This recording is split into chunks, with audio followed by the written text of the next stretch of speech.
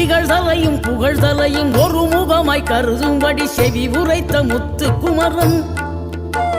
நீ வறுமையையும் வளமையையும் சமநிலையாய் உணரும்படி மதி கொடுத்த செல்வ குமரன்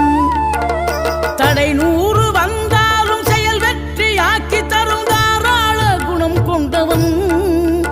நீ வலை வீசும் அறிவுக்கு தொலைவானவானாகி மாறாது அருள் செய்பவன் தீராத காதலோடு திருவடியை தொழுபவர்க்கு திரவியமே தருகின்றவன்